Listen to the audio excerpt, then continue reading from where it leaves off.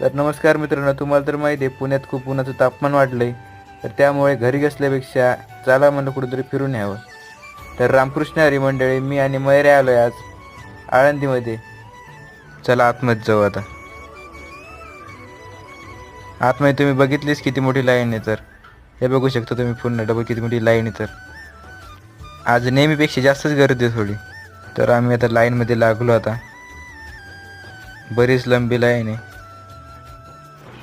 हे बघा तुम्ही व्ह्यू बघा. बघू शकता तुम्ही स्नॅपचॅटवाले कसे स्नॅपचॅटला वर.